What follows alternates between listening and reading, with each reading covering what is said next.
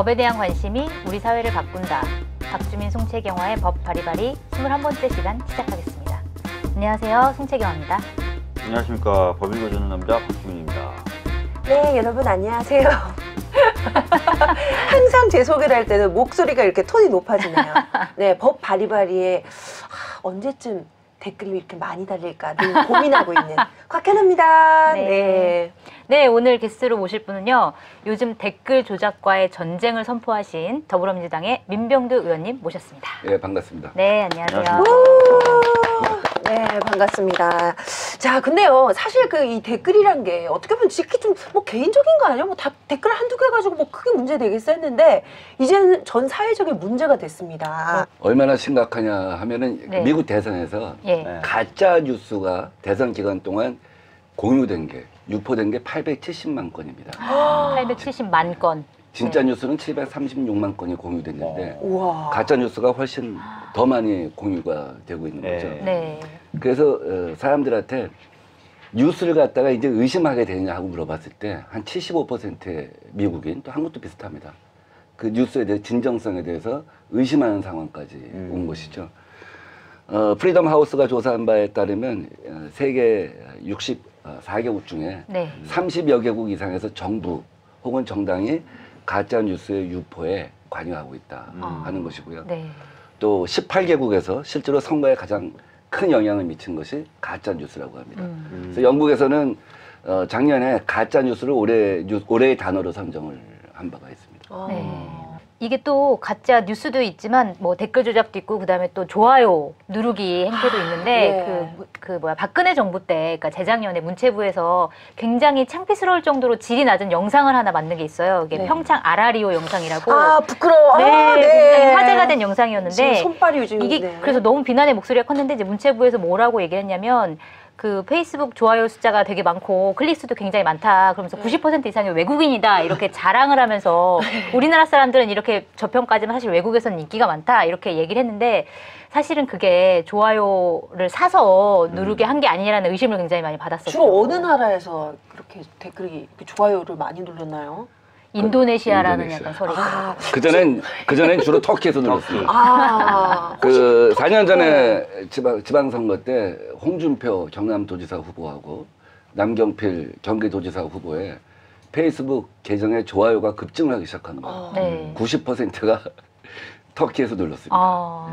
그중에 홍준표, 남경필 형제가 되는 시민들이 얼마나 있는지 모르겠는데 그래서 아마 어쨌든 추적을 해보니까 터키에서 좋아요를 누른 거예요. 네. 지금 인도네시아에서 누른 거 아닙니까? 네. 그러면 어떤 집단이 가서 그래서 어떤 매크로 같은 기법으로 네. 좋아요를 갖다 대량으로 누르지 않았겠느냐 하는 생각을 하는 것이죠. 그런 의심이 충분히 가능하고 실제로 그 좋아요를 살 때 굉장히 싸다고 하더라고요. 그게 보니까 한 5달러에서 10달러 정도만 내면 수천 개의 좋아요를 눌러주는 대행 서비스 이런 것도 있어요. 하나에 그런 게 아니고요? 네, 하나에 수천 개. 수천 하나에 개? 우리나라 돈으로 20원, 뭐 어떤 거는 5원, 뭐 이렇게 하더라고요. 그러니까 뭐 가짜 계정을 만들어서 대량으로 좋아요를 눌러주는 것이죠. 네, 그러면은 가짜 뉴스의 확산력이 훨씬 커지는 것이죠. 그렇죠. 이게 왜 그러냐면 사람은 그런 환상이 있어요. 자기는 굉장히 독립적으로 주변의 영향을 받지 않고 합리적으로 생각한다는 환상이 있는데 최근에 뇌과학을 토대로 봤을 때는 그게 다 틀린 말이래요. 인간의 뇌는 오히려 주변 사람들의 반응에 민감하게 반응하도록 진화되어 온 산물이고 네. 터미널형이라고 생각해야 된대요. 아까 우리 촬영 들어오기 전에 그 얘기 하셨잖아요. 광고에서 누가 맥주 맛있게 먹고 싶다고. 광고를 만든 이유가 그거예요. 우리 인간은 딴 사람이 좋다 그러면 그게 좋아 보여요. 그래서 우리 유머 프로, 개그 프로 보면 웃음소리가 막 섞여 나오잖아요. 그렇죠. 네. 그러면은 인간의 뇌는 딴 사람들이 재밌게 보는구나 저거를 하고 하면서 자기도 재밌게 느낀다는 거예요. 그러니까 어떤 게시물에 좋아요가 많이 눌리면 왠지 이 게시물이 신빙성이 있고 또 선호하게 되고 네. 댓글도 좋은 댓글이 많이 달리면 이 기사에 대해서 믿음이 가고 또 자기도 그렇게 생각하게 된다는 거예요. 영향을 받게 된다. 네, 저도 우리 집사람이 웃으면 웃어요. 개그 지금 웃어야 할지는 모르고 놓치는데 와이프가 웃으면 재밌니 하고 웃어요. 웃어야되는구나 이러면서 괜히 그런 재밌는 걸, 느낌이 들고 버블 필터 확증 편향이라고 하거든요. 네. 버블이 생기는 필터 기능이 있다는 거죠. 네. 그러니까 왜냐하면 우리 페이스북 친구, 트위터 친구를 갖다 나중에 보면 싫은 사람은 지우잖아요. 네. 맞아요. 그 자기랑 생각이 비슷한 사람들하고만 맺어 나가잖아요. 그 이제 버블 필터라고 해서 그 필터가 그 필터링 하는 것이 결국 버블을 만든다는 것이죠. 유사한 사람들의 생각을 갖다가 더 과장되게 받아들인다는 것이죠. 그것이 전부인 양. 네. 이거 나중에 더 어려운 용어라면 이제 확증 편향이 생긴다는 거죠. 네. 심리적으로 그것이 맞다고 생각하는 편향을 만든다는 것이죠. 네. 그렇기 때문에 어떤 경우는 빛의 속도로 전파가 됩니다. 가령 오바마가 테러당했다. 이런 트윗이 떠요. 페이스북이 떠요. 그러면 내 친구가 한 거야. 믿을 만한 사람이 한 거니까 속보 경쟁을 하게 되는 거예요. 네. 그래서 빛의 속도로 이게 수십만 건이 전파가 돼갖고 그날 증시에 뭐 몇십억이 영향을 빠졌다든지 주는다든지. 또 홍콩에서는 심지어 북한하고 남한하고 전쟁이 일어났다 하는 것을 올려갖고 순식간에 증시에서 22억을 빼간 사기 사건이 있었어요. 아, 네. 굉장히 심각하군요, 그게. 그래서 어떤 경우 영국 같은 경우 요새 NSC에서 가짜 뉴스와 댓글 확산을 갖다 다루기 시작했어요. 심지어 안보의 문제로까지 갈 수가 있다는 것이죠. 그렇겠죠. 같은 2009년 한국 언론학보를 보면은 네. 인터넷 사용자들의 의견 형성에 댓글이 큰 영향을 미친다. 이게 사실 다 아까 말씀드렸던 그런 뇌과학적인 기반도 있는 거고요. 네. 실질적으로 뭐 여론조사나 이런 걸 통해서 확인해봐도 영향 미치는 게 나와요. 그래서 네. 박근혜 대통령이 뭐 그런 얘기 했었잖아요. 전 대통령이 내가 댓글 때문에 당선됐다고 생각하십니까? 뭐 이런 얘기 했었잖아요. 국정원 대선 개입 사건 문제 삼을 때 실제로 파급력이 있다니까요. 이 포털 사이트 중에서는 댓글이 많이 붙은 기사가 상위에 올라가면서 노출이 되게끔 만드는 네, 시스템이 맞아요. 있어요. 댓글 많은 기사 이렇게 그러니까요. 하면서 뭐 맞아요. 명단 네, 쓰고. 그렇게 네. 되면은 이제 주로 사람들이 그 기사만 계속 보게 되는 거예요. 특정 기사만. 그러니까 아예 접하는 기사의 종류도 정해버릴 수가 있죠. 댓글 조작 관련해가지고 요즘 네이버가 굉장히 곤혹스러울 것 같아요. 맞아요. 네, 얼마 전에 이제 포털 사이트 네이버에 대한 수사를 요청하는 이제 청와대 국민청원 코너에서 그 청원이 20만 명이 넘어가는 그런 현상이 발생했는데 진짜 많은 분들이 이제 수사가 필요하다고 느끼는 것 같아요. 그러니까 실제로 저한테도 개인적인 창구들로 엄청나게 많은 민원이 들어와요. 그 매크로를 쓰고 있다. 또는 집단적으로 작전하듯이 매달려가지고 댓글을 달거나 뭐 좋아요를 누르고 있다. 이런 그 얘기들을 많이 하시고 계시거든요. 그리고 심지어는 이게 네이버 내부에 뭔가 도움을 주는 세력도 있는 것 아니냐? 이런 의심을 갖고 계신 분들도 있다 보니까 네이버를 수사해야 된다는 얘기가 많이 나왔고 결국에는 청와대 청원을 통해 가지고 한 20만 명이 넘는 청원이 이루어지기도 했었죠. 네. 그런데 포털 사이트가 여러 개잖아요. 뭐 물론 네이버의 영향력이 좀 크긴 한데 다음도 있고 구글도 있고. 근데 유독 네이버가 지금 이렇게 말들이 많이 나오는 이유가 있을까요? 작년 12월 달에 네이버가 댓글 정책을 바꿨습니다. 추천순으로 바꿨죠. 그전에 이제 공감순이었습니다. 공감순은 추천순 비호감을 갖다가 곱하기 3을 해서 뺀 숫자예요. 그러니까 로직이 좀 어렵죠. 그러니까 누군가가 공작을 갖다가 하기가 굉장히 힘든 것이죠.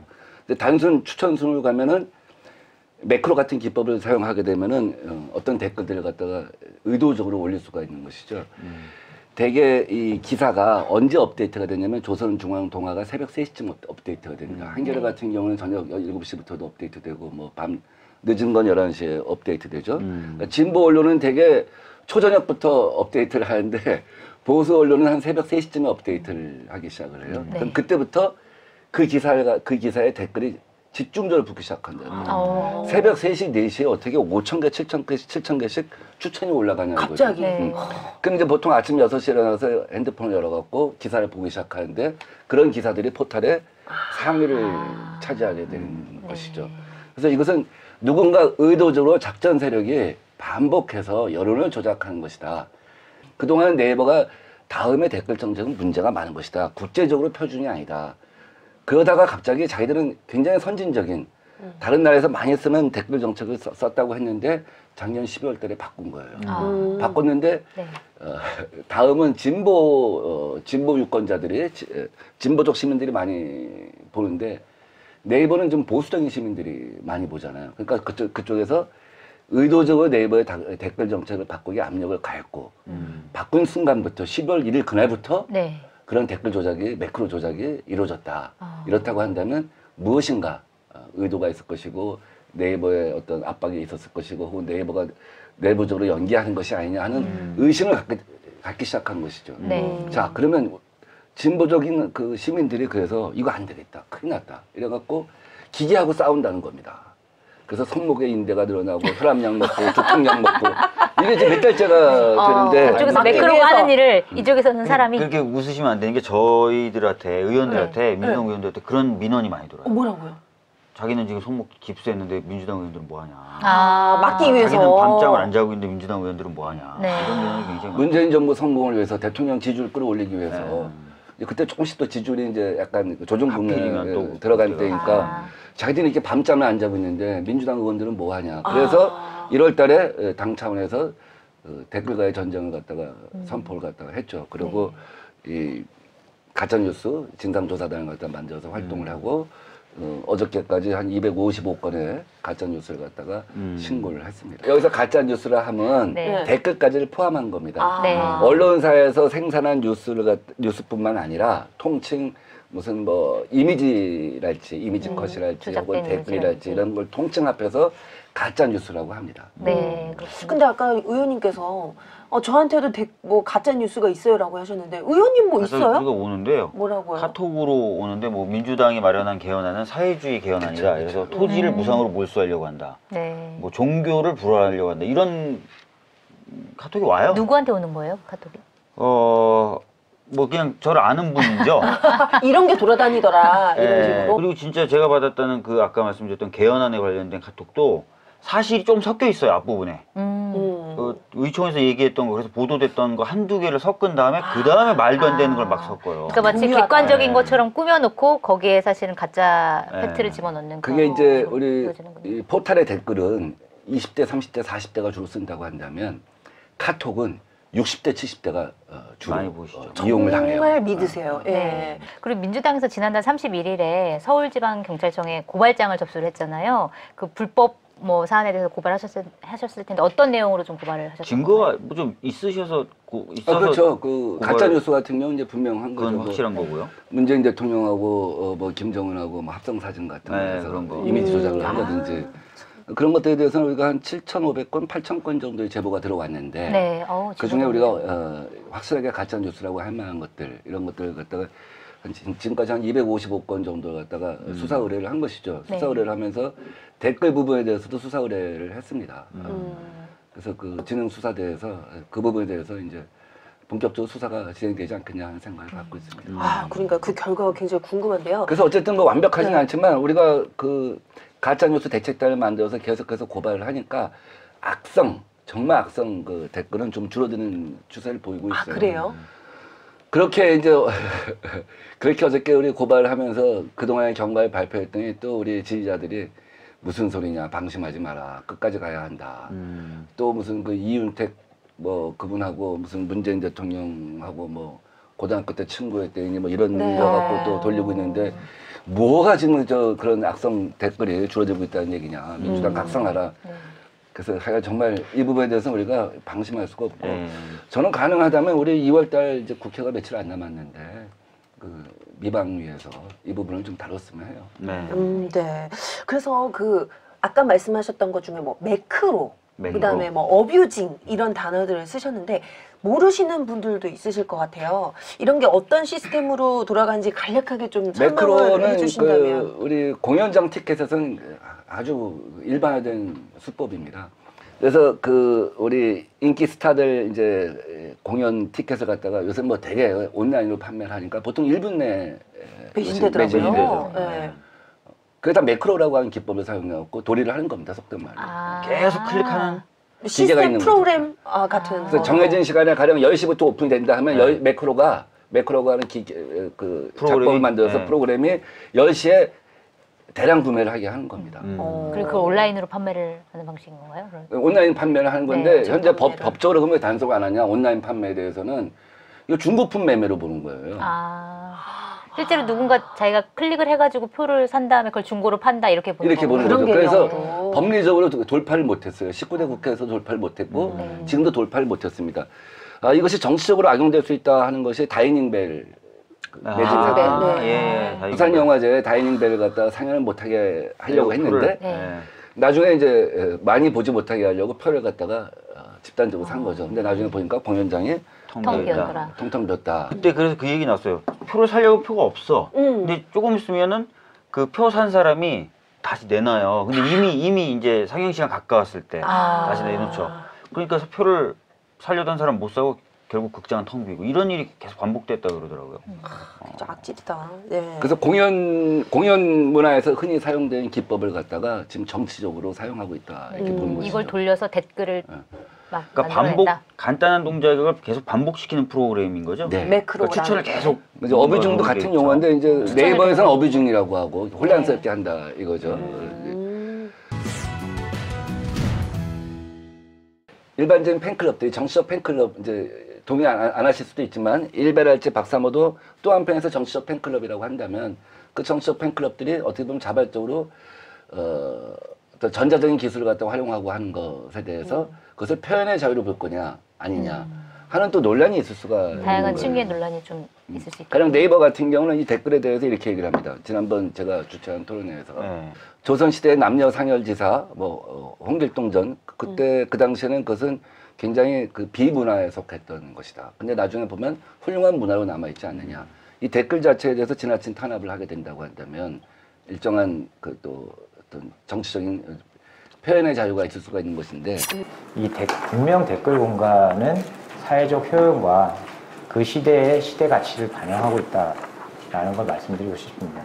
그 기변한 예로 그 여기에 언급했습니다만 남녀 상렬지사나 고려시대, 그 조선시대 홍길동전은 금서로 취급되고 심지어는 그 쓰레기라는 표현도 받았는데요.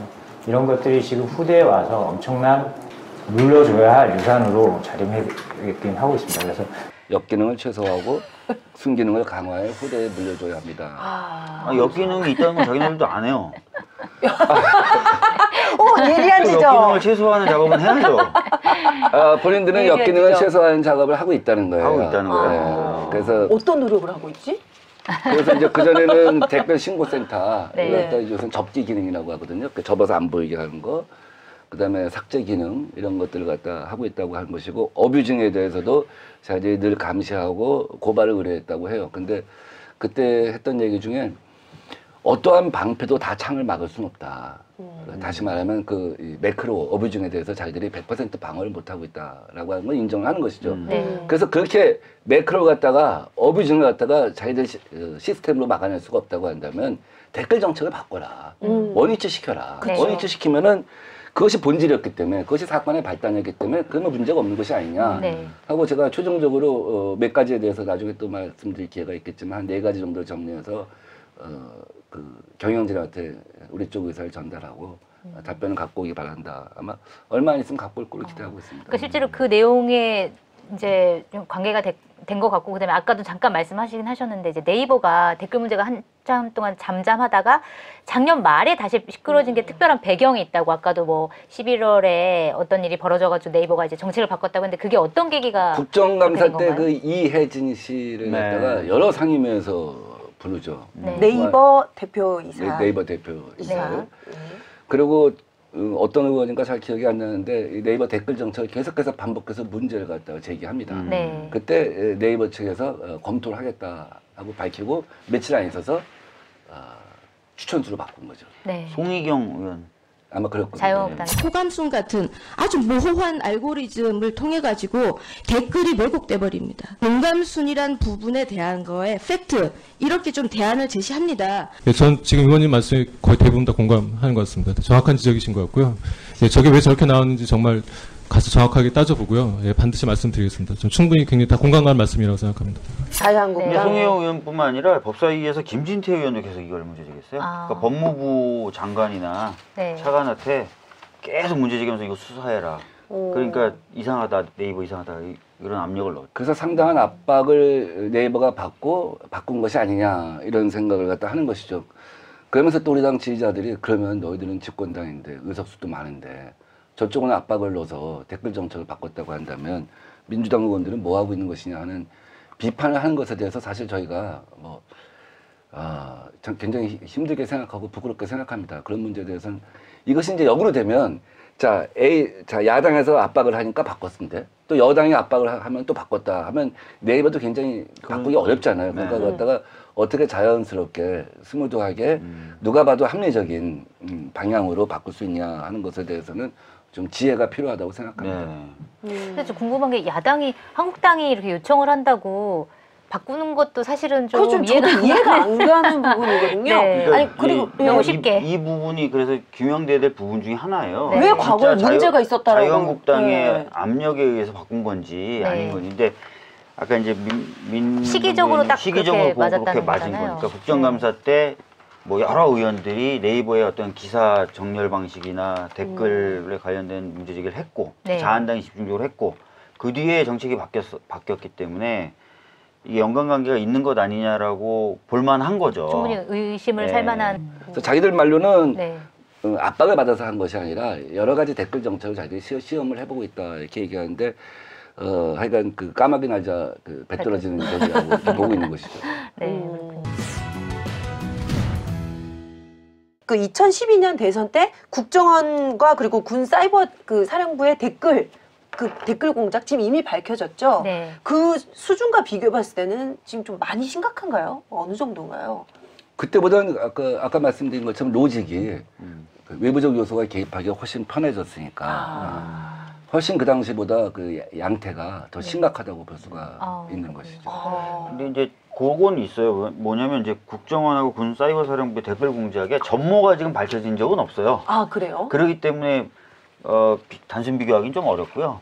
근데 하여튼 현재 상황이 굉장히 심각하다라고 느낄 수는 있는 정도긴 하죠. 네. 그래서 이제 이 역사를 돌이켜 보면 아마 2003년일 겁니다. 최병렬 당시 그 한나라당 대표가 의도 사이버 전사를 갖다 육성하겠다는 얘기를 합니다. 그리고 박사모 108조라고 하는 것이 만들어집니다. 박사모 108조요? 예. 그게 뭐죠? 예. 그 이제 108개의 언론사 사이트를 갖다가 나눠서 사람들을 배분해 갖고 거기에 댓글 다는 걸 갖다가 시켜요. 그 내부 문건이 한번 유출된 적이 있죠. 박사모 108조라고. 그 전후에 그 여의도 연구소에서 사이버 전사 육성 교육이라고 하는 또 문건이 나온 적이 있습니다. 그래서 맨 처음에 아마 민간에서 시작됐던 것 같아요. 우리가 노사모가 자연스럽게 하는 것에 대해서 자연스럽게 한 건데 어떤 정치적인 어떤 패인심으로 한 건데 그쪽에서는 이것을 어떤 정치적 세력이라고 작전 세력이라고 보고 자기들도 작전 세력을 만들어야 한다 하는 생각을 한 것이죠. 그래서 이게 쭉 진행을 하다가 이제 정권을 잡은 다음에는 이거를 특수부대에서 정부 차원에서 정부 차원에서 특수부대가 집행을 한 거고 이제 정권을 뺏겼지 않았습니까? 그러면 아마 제가 볼 때는 전관들이 관여하지 않겠냐 하는 생각을 해봅니다. 그러니까 과거에 훈련됐던 요원들이 이 부분에 대해서 아니면 일반 민간인이요 새벽 3시에 일어나서 이거 갖다 직업적으로 한다는 건 굉장히 불가능하거든요. 그래서 제가 심지어 어떤 생각도 했냐면 시차 때문에 아니 식음을 전폐하고 새벽 3시에 일어나서 시작하려면 1시쯤이면 일어나야 돼요. 준비하고 워밍업도 하고 기가도 쫙 눈도 좀 세팅하고 비비면서 이렇게 커피 한 잔 마시면서 밤새 무슨 일이 나왔는가 보고 야 오늘은 이거 갖다 우리 한번 주위에서 보자 이렇게 돼야 되는데 그렇죠. 이래갖고 이제 그 작전이 다 끝나면 아침에 6시 7시가 되고 또 결과도 보고 싶지 않습니까? 작전의 결과를 네, 얼마나 위로 올라왔나. 그치 내가 얼마나 희롱했는가 보고 싶었거든요. 얼마나 희롱했나. 그래서 제가 볼 때는 터키가 다시 의심되는 거예요. 터키가 터키 시간 시차. 터키 시차가 그럴 수 있겠네요. 정관들이 몇 명이 가갖고 정말 그들의 이른바 애국심을 갖고 터키는 이제 시간대가 딱 맞거든요. 저녁 먹고 딱 들어와서 저녁 먹고 딱 들어가서 딱 이렇게 배도 좀 하고 그냥 12시까지 하고 다 자고 이런 것이 아닌가 하는 의심까지도 저는 들어요. 아니 근데 의원님 이게 뭐 그 박주민 의원님하고 나하고 하면 터키에 출장을 가요. 저도 끼워서 같이 안민석 맨날 독일 가고 뭐 미국 가고 그러는데 그래 한겨레 TV에 제 돈 들여서 같이 한번 따라가고 싶네요. 너무 궁금하다. 과거에 제가 이제 국정원 대선 개입 사건 관련돼서 이제 고발장 썼었거든요. 오늘의 네. 유머 쪽에서 의뢰를 받아가지고 오늘의 유머에서 활동했던 걸 제가 분석해서 고발장을 썼었는데 굉장히 웃겨요. 이 공무원들이 국정원 직원들이 진짜 공무원 일하듯이 하더라고요. 점심시간 딱 쉬고 그 다음에 5시인가 6시면 딱 안 써요. 그 뒤로 피곤한 거지. 빨간 날 안 해. 추석 이럴 때 안 해. 그렇게 하더라고요. 지킬 건 지키지. 공무원 딱 진짜 칼퇴근. 공무원처럼 네. 다 그러더라고요. 그래서 사람들이 더 놀란 거. 왜냐면 보통 네티즌들은 일요일이나 이렇게 한가할 때 이렇게 그렇죠. 좀 이렇게 보는데. 놀면서 좀 네. 하잖아요. 네, 근데 그렇죠, 업무 그 시간에 사람들은 못 하죠. 오히려 빨간 날에 놀고 근무 시간에 이제 딱 하고 그러더라고요. 그래서 정관들이 한다면 근무 시간에 맞춰서 터키에 갔을 것 같아요. 진짜 터키에. 터키에서. 그리고 아까도 뭐 계속 얘기가 나왔는데 그럼 이렇게 하는 조직적으로 하는 사람들의 주체가 누구냐 이런 그쵸. 얘기가 계속 끊임없이 나오고 있는데 이게 2008년도부터 나왔던 얘기인데 2008년도 당시에 이제 김용철 변호사가 삼성에 계시다가 나오면서 이제 폭로를 여러 가지를 했는데 그 중에 한 개가 이제 삼성이 인터넷 댓글만 다는 정규직 직원을 150명을 고용하고 있다 이런 얘기를 했었어요. 그분들은 가족들한테 무슨 일 한다고 얘기할까? 삼성 다닌다고 하시겠죠. 뭐 첨단 분야에서 일하고 있다. 첨단 분야. 인터넷 관련. 댓글 다는 국정원 직원들은 나란 일을 한다 그러고. 네. 첨단 최첨단 분야에서 일하고 있다. 네. 근데 만약에 삼성에서 실제로 이런 사람들을 고용해서 이런 식의 댓글을 단다고 하면 이게 일종의 여론 조작의 배후다라고 볼 수 있는 거 아닌가요? 이제 그런 경우를 미국에서 아까 말씀드린 것처럼 사기 뭐 이런 걸로 보는 거죠. 가짜 트위터 계정을 만든다든지 그걸 사고 판다든지 네. 그런 걸 통해서 여론을 갖다가 조작하고 이런 경우는 사기죄로 보는 것이죠. 그 아마 기업들 또 광고 이런 쪽에서 많이 쓰는 기법으로 알고 있는데 이건 사실 뭐 심각한 그 시장의 혼란을 갖다 주고 있는 행위라고 보죠. 올해 1월 31일에 더불어민주당의 신경민 의원님께서 이제 발의하신 정보통신망 이용 촉진 및 정보보호 등에 대한 법률 개정안 이게 어떤 내용인지 간단하게 좀 설명 부탁드릴게요. 그 아까 그 매크로 같은 거 쓰면 현행법으로는 처벌하기가 좀 어려워요. 네. 근데 뭐 너무 많은 매크로 같은 거라서 어뷰징이 일어난다, 혼란스럽게 만든다, 그러면 업무방해 정도는 될 수 있을지 몰라도 그 정도에 이르지 않으면 사실 처벌하기 어려워요. 매크로 프로그램 쓰기에. 그러니까 업무 방해라는 건 이래서 포털 사이트의 업무를 방해했다. 그렇죠. 이런 뭔가 거죠. 진짜 혼란을, 어뷰징이라는 표현이 혼란스럽게 만들다는 거잖아요. 그러니까 혼란스럽게 만들고 그러면 업무가 제대로 진행이 안 되는 거잖아요. 검색 기능이 저하된다든지. 그래서 업무 방해로 처벌받을 수 있을 정도의 큰 혼란을 주지 않는 이상 매크로 프로그램을 써가지고 댓글 순위를 조작한다든지 하는 것만은 처벌이 어렵습니다. 네. 근데 이제 이것을 좀 처벌할 수 있도록 만드는 내용이에요. 이 조항을 좀 보면은 지정된 시간에 지정된 명령을 수행하는 단순 반복적 작업을 자동화하여 처리하는 프로그램. 이게 이제 보통 말하는 매크로 프로그램이죠. 그 프로그램을 사용해서 부당하게 재산상 이익을 취득하거나 여론 형성에 영향을 미치려서는 아니 된다라는 조항을 새로 신경민 의원이 넣은 거예요. 네. 그러니까 이렇게 되면 매크로 프로그램을 써가지고 여론 형성에 영향을 미치려고 하면 안 되게 됩니다. 네, 처벌을 할 수 처벌되게 되게 있도록. 그 어느 정도로 처벌이 되는 2년 건지. 이하의 징역 또는 2천만 원 이하의 벌금. 네. 약하진 않죠. 네, 그렇군요. 이게 지금 아직 법이 이제 발의만 돼 있는 발의만 상태고 돼 뭐 있어요. 처리가 안 되는 네. 상황인데 의원님 어떻게 해외 같은 경우에는 어떤 법? 뭐 어쨌든 제도인가요? 신경민 의원은 이런 그 매크로라고 하는 개념을 법에 네. 처음으로 집어넣은 것입니다. 이렇게 처벌을 하기 위해서. 외국 같은 경우는 제일 강한 경우가 아마 독일일 거 맞아요. 같아요. 엄청 세더라고요. 예. 네. 그 사회관계망 그 서비스법 서비스 개선에 관한 법률이 올해 1월부터 발효가 되었습니다. 네. 그래서 사회관계망이에요. 그러니까 독일은 이 포탈이 약하거든요. 포탈이 이처럼 강한 권력을 갖고 있는 나라는 대한민국밖에 없어요. 우리나라는 IMF 때 언론사들이 힘드니까 포탈에다 뉴스를 팔기 시작했어요. 맞아요. 헐값에. 그러다 보니까 포털이 이제 완전히 절대갑이 된 거죠. 외국은 검색 기능이거든요. 그래서 독일 같은 경우는 이제 SNS를 갖다 주로 페이스북법이라고 합니다. 네. 페이스북에 가짜 뉴스를 갖다가 올렸을 때 그것을 갖다 24시간 내에 삭제를 해야 됩니다. 업자가. 네. 포털 서비스 업자가. 네. 지금 이제 유포자를 처벌하는 법 아닙니까? 네. 유포자 생산자를 처벌하는 법인데 그 시스템 플랫폼을 운영하는 사람도 책임을 지도록 하는 최초의 법이 독일에서 발효가 된 것이죠. 그래서 24시간 내에 이것을 삭제할 의무가 있고 매 6개월마다 삭제의 숫자랄지 하여간 이런 그 활동의 결과를 갖다가 자기들 모니터링 결과를 갖다가 정부에 보고를 하게 되어 있습니다. 보고를 했는데 문제가 있잖아요. 보고를 안 했다든지 허위 보고를 했다든지 제대로 이행을 안 했다고 했을 경우는 최대 650억 원까지 벌금을 부과할 수 와, 있습니다. 650억 원. 그래서 독일 페이스북 같은 경우는 자체적으로 모니터 요원을 갖다가 지적으로 훈련된 모니터 요원을 갖다가 500명까지 우와. 두고 있습니다. 법이 이렇게 강화되니까 자체적으로 그걸 하지 않게 되면 네. 페이스북 회사가 자칫하면 문을 닫을 정도까지가 되니까요. 의원님 갑자기 생각났는데요. 우리도 네이버랑 페이스북이랑 트위터 이런데 이런 강력한 법을 하면은 일자리가 많이 늘어나지 않을까요? 그 감시하는 요원. 오, 모니터링 요원을 막 그러니까. 키워할 수 있겠네요. 그렇게까지 제가 이제 그 말씀을 획기적인- 드리면 네이버하고 다음에도 그 소비자 보호 차원에서 네. 신고센터가 있고 또 이것을 갖다가 처리하는 사람들이 있습니다. 근데 지난번 토론회 때 제가 사람들이 많이 그걸 요구를 했어요. 도대체 그럼 몇 명이나 소비자 보호센터에 있는 것이냐. 자회사 형태로 만들어 갖고 사실은 이 댓글이랄지 이런 걸 쭉 모니터를 한다는 거예요. 근데 대외비라는 겁니다. 그러니까 제가 그 순간 좀 정말 분노가 생기더라고요. 아니 기술 개발이랄지 이런 것은 회사의 영업 비밀에 해당하지만 소비자 보호를 한 센터에 고용된 인사이 몇 명인지 갖다 밝힐 수 없다. 영업 비밀이기 때문에. 그게 말이 되는 거냐? 논리적으로 말이 안 되는 거다. 사람이 얼마 없어서 대입이 안 돼. 다섯 그래서 명. 영업 비밀 아니야? 신뢰성이 떨어지니까. 아, 그럴 수 있죠. 네이버 10명 두고 합니다. 그럼 네이버 이제 안 들어가잖아요. 그 정확한 지적이 저도 네. 그랬어요. 이거 갖다가 30명이라고 해도 사람들이 볼 때 말이 안 된다고 할 거고 50명이라고 해도 말이 안 될 거고 500명을 뒀어? 난 내 주변에 네이버 신고센터에 근무한다는 사람 못 들어봤는데 뭐 거짓말 아니야? 그래서 독일 같은 경우 이제 이 문제가 된 게 뭐냐면 자기들이 얼마에 갖다 이 비용을 썼고 얼마를 고용해서 했는지 갖다 보고도 하게 돼 있습니다. 아. 이건 뭐냐면 자체적으로 이 방어가 안 될 정도로 만약에 공격이 들어오게 되면은 회사가 힘든 거 아니에요? 네. 그렇다고 한다면 이제 우리는 이 정도를 썼는데 이 정도밖에 못 막았다고 한다면 정부에서 기금을 만들어서 쓸 수도 있잖아요.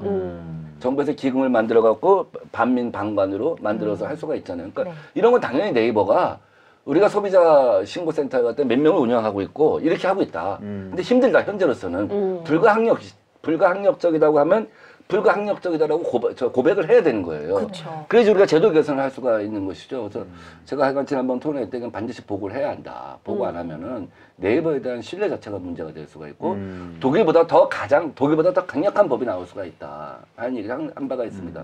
프랑스 같은 경우는 이 뉴스 사이트에 대해서 단속을 합니다. 뉴스 하나 더 사이트요? 진전이 된 것이죠. 네. 근데 다른 나라의 공통점은 뭐냐면 포탈이 검색 기능밖에 없기 때문에 포탈에 대해서는 제재를 안 해요. 네. 그러니까 우리나라는 사실상의 지배적 SNS를 갖다가 포탈이라고 봐야 되는 겁니다. 맞아요. 그래서 미국 같은 경우는 이런 가짜 트위터 계정을 갖다 만든다든지 이런 것을 갖다가 연예인이 하는 경우도 있고 회사가 하는 경우도 있고 정치인이 하는 경우도 있는데 뉴욕주 같은 경우는 그것을 사기죄로 처벌합니다.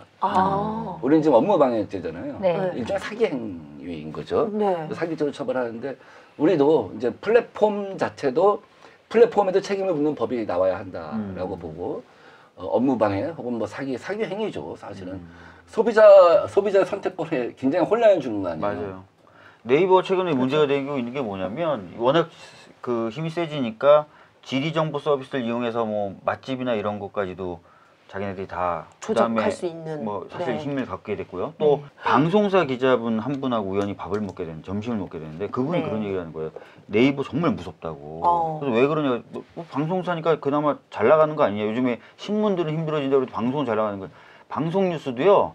요즘에 TV 켜가지고 뉴스 보는 사람 없대요. 다 네이버나 다음 검색해서 보고 거기 뜬 그렇죠. 그 꼭지만 보지 네. 처음부터 끝까지 뉴스 이렇게 보는 사람은 없다는 거예요 지금. 그러니까 누구보다도 엄청난 영향력을 발휘하고 있고 재벌들도 네이버를 무서워한다는 거예요. 이런 얘기도 포탈의 있죠. 힘이 정말 저도 뭐 네이버를 쓰지만 힘이 장난이 아닌 것 같아요. 아니 그리고 되게 좀 웃겼던 게 이번에 국민청원 네이버 그 댓글 좀 조사해달라고 청원 올리는데 다 네이버 계정으로 사람들이 동의합니다.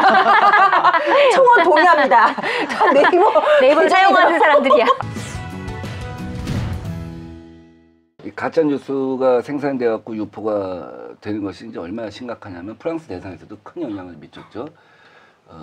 그 대통령 후보 당선된 대통령 그 선거 몇 시간 전에 해외 비자금이 있다 한 뉴스가 막 삽시간에 퍼졌고 또 동성애자라고 한 것도 퍼져서 굉장히 나중에 큰 타격을 갖다 받을 뻔했었죠. 특히 이제 지방선거가 이제 앞으로 다가오잖아요.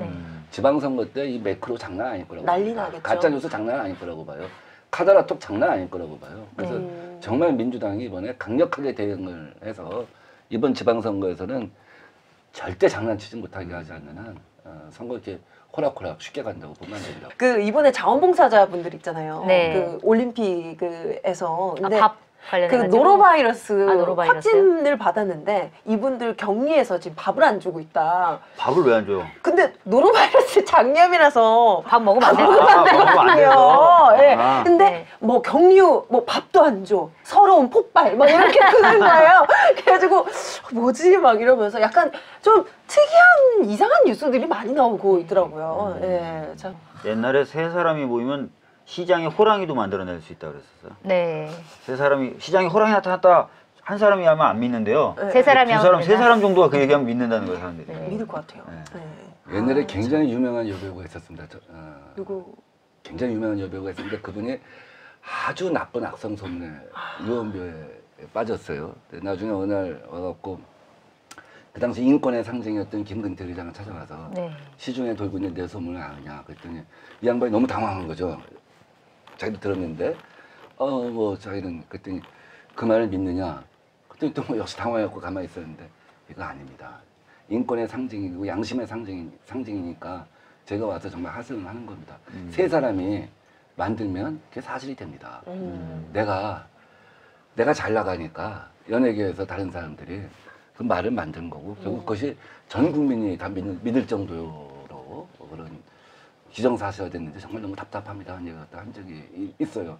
아 그때 그런 피해를 당한 사람은 얼마나 정말 답답하겠는가, 회복 불가능한 상황이 아니겠는가 하는 네. 생각을 해봅니다. 공감합니다. 왜 공감하는지 모르겠어. 알 것 같습니다. 너무 공감이 되네. 네. 그러면은 이것과 관련해서 또 다른 법안 하나가 있는데 이걸 한번 더 살펴보겠습니다. 그 민주평화당의 김경진 의원이 발의한 이름은 같죠. 정보통신망 이용 촉진 및 정보보호 등에 관한 법률 개정안. 네. 이건 또 어떤 내용인가요? 요 내용은 이제 그 정보 검색 서비스 제공자의 검색 결과 조작 금지.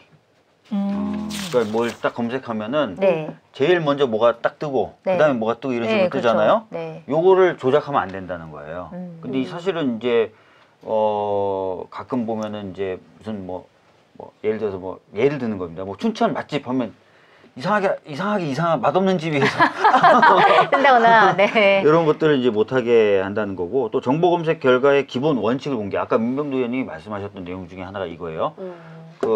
우리는 이런 시스템으로 운영한다라는 걸 공개하라는 거예요. 네. 그 다음에 이제 이용자가 검색 결과 영리 목적의 광고성 정보를 구별할 수 있도록 조치하고, 이러면 이제 사람들이 정보를 받아들일 때 이게 광고성 글이구나, 이게 진실이 담긴 글이구나 구분할 수 있잖아요. 네. 네. 이런 것들을 내용으로 하는 법입니다. 그러면 이런 법안들은 이런 댓글 조작 이런 걸 막는 데 효과가 있을까요? 이거는 약간 좀 사이즈적인 거죠. 사이즈. 댓글 자체를 겨냥한 건 댓글은 아니죠. 아닌 것 같아요. 그러니까 뉴스 자체의 알고리즘부터 우선 공개한다고 봐요. 네. 이건 뭐 정당 A라는 정당, B라는 정당 할 것이 다 의심을 한 건데 네이버가 도대체 무슨 알고리즘으로 뉴스를 갖다 편집해서 올리느냐, 배열을 하느냐. 그냥 구글 이런 데처럼 그냥 순서를 갖다 쭉 게재 순서대로 쭉 나열하는 게 더 낫지 않느냐 할 정도로 굉장한 의심을 갖고 있는 거죠. 자기들은 사람이 한 게 아니라 알고리즘이 하는 거다라고 하는데 누가 봐도 사람이 하죠. 네. 왜냐면 그게 인공지능이 발달하지 않는 한 그 뉴스의 의미를 사람이 어쨌든 파악을 하고 그거를 뭔가를 작업을 해야 되는데 그게 아마 쉽지는 않을 거예요. 100% 기계로 하기에는. 그래서 요 법은 좀 약간 그 검색과 아까 뭐 광고 이런 것들 조작하는 거 이런 거와 좀 관련된 거 같고 좀 더 본질적인 건 아닌 것 같아요. 가장 본질로 들어가려면 독일의 사회관계망 서비스 개선법처럼 네. 플랫폼 운영자한테 책임을 묻게 해야 한다고 봅니다. 그럼 현재 그 플랫폼 플랫폼 관리자한테 책임을 묻게 하는 그런 법은 발의가 안 된 제가 상황. 준비하고 있습니다. 그러니까요. 역시. 네. 네네. 그 어떤 내용인지 조금 예. 네, 소개를 독일 부탁드릴게요. 기본법을 갖다가 그대로 이제 기본 내용 네.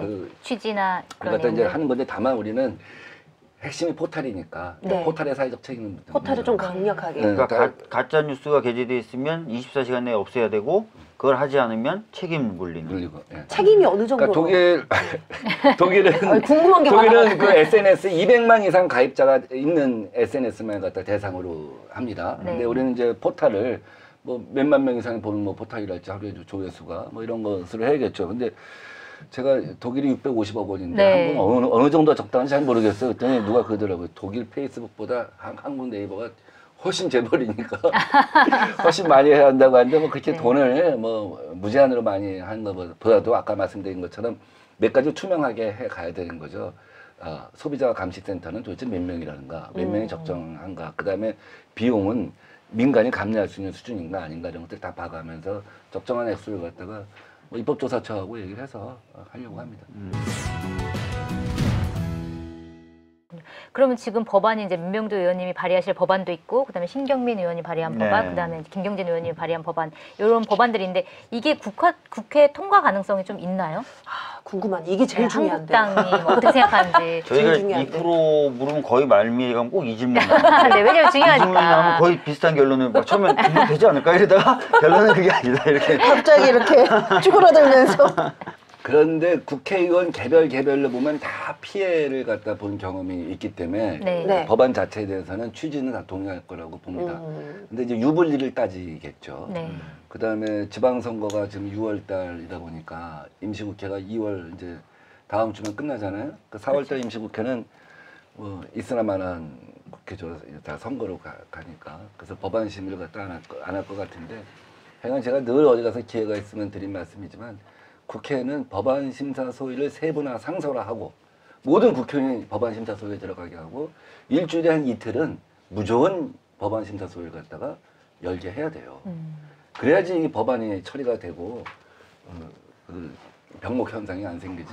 지금처럼 뭐 2월 달이면 뭐 무슨 설 졌다고 쉬고 또 지방선거 있으면 지방선거 있다고 쉬고, 그래서 9월 달에 국정감사 끝나면 그제서 몇 가지 법안 다루고 이런 속도 갖고는 국회가 제 기능을 할 수가 없어요. 그러니까 이거는 저는 아닌 것 이제 하게 같아요. 된다면 우선 처리 법안으로 해서 여야가 합의하는 수밖에 없는 거죠.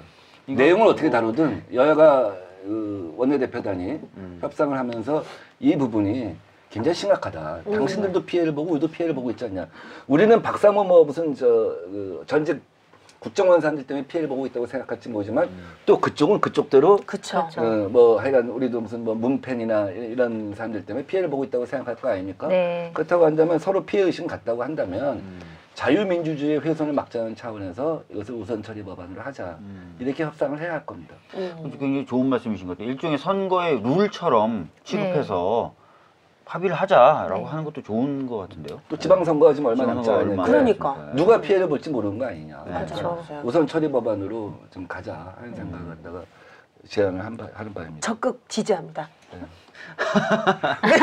빨리 하셔야 되겠어요.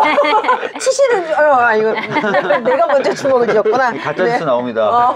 민병두 형 박혀나 때려. 때릴 뻔. 이러면. 끝으로 이 가짜 뉴스를 만드는 이들, 이런 댓글을 조작하는 이들, 이런 사람들한테 좀 하시고 싶은 말씀 있으시다면? 아직 우리가 존재를 파악하고 있지 못하지만 보고 있을 수 있습니다, 지금.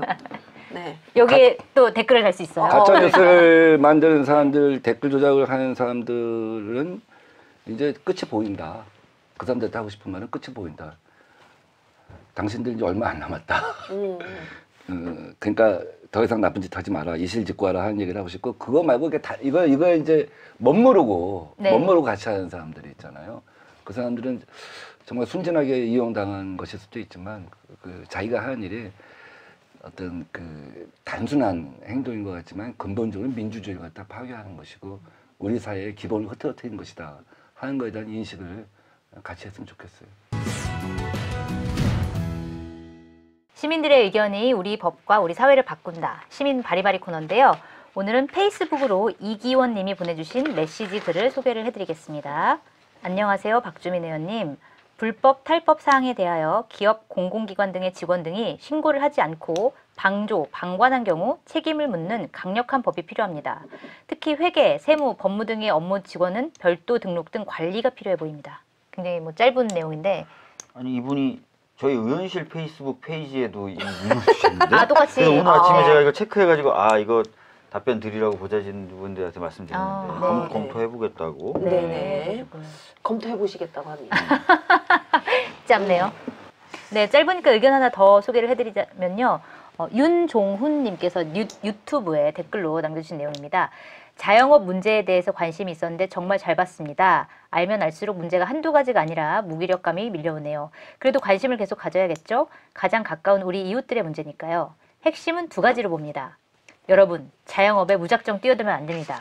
이거랑 또 대기업들아, 돈 욕심 그만 좀 부리고 사람들 숨 좀 쉬게 협조해줘라. 그게 너희들도 살 길이다. 이런 방송 시청 후기를 남겨주셨습니다. 이 편 굉장히 좀 그래 가슴 아픈 편이었죠, 그죠? 네, 맞아요. 자영업자들이 누가 자영업자를 죽이나 이런 타이틀로. 그러니까요. 참 만든 제가 그래서 프로그램이었죠. 맥주집 접었잖아요. 결국은 네, 맥주집의 꿈을 접고야 말았습니다. 네, 제가 맥주집 차릴까 했거든요. 자, 오늘도 이렇게 두 분이 댓글을 좀 남겨주셔서 저희가 또 소개해드렸는데요. 또 그냥 보내드리면 서운하겠죠? 제가 오늘 또 어마어마한 책. 짜자잔! 네. 오늘도 라곰 라이프. 네. 소박하게, 심플하게, 만족스럽게 스웨덴식 라이프 스타일. 이 책 굉장히 저도 갖고 싶은 책인데요. 소박하고 균형 잡힌 스웨덴식 라이프 스타일. 을 뜻한다고 합니다. 삶의 여유와 가치, 일의 균형을 중시하는 현대인들에게 더할 나위 없이 유용한 라이프 스타일이자 삶의 철학이라고 하는데요. 굉장히 이 책 내용이 궁금해지는데요. 여러분들, 이 오늘도 라곰 라이프 궁금하신 분들은요, 댓글 좀 많이 남겨주시고요. 오늘 또 댓글 남겨주신 그 분들께도 저희가 선물로 보내드릴게요. 자, 그런데 선물 받고 싶으면 어디에다가 글을 남겨야 하나요? 저희 페이스북 페이지가 있습니다. 박주민 송채경화의 법 바리바리 검색해서 좋아요 꾹 눌러주시고 여기에 의견을 남겨주신 다음에 연락처 주소 함께 남겨주시면 저희가 선정을 해서 선물을 보내드리도록 저희는 하겠습니다. 인도 분들이 눌러주셔서 선물 보내주셨어요. 인도네시아와 터키 분들. 네. 오늘 함께해 주신 민명도 의원님 정말 감사합니다. 선거를 앞두고 이거는 뭐 여야 문제가 아닌 것 같아요. 이 댓글 문제라든지 가짜뉴스 문제 끝까지 열심히 좀 해주셨으면 좋겠습니다. 네. 다음 시간에는 더 알찬 내용으로 찾아뵙기를 약속드리면서 오늘 박주민 송채경화의 법 바리바리 여기서 마치겠습니다. 네. 가짜 뉴스 잡는 그날까지 끝까지 가자!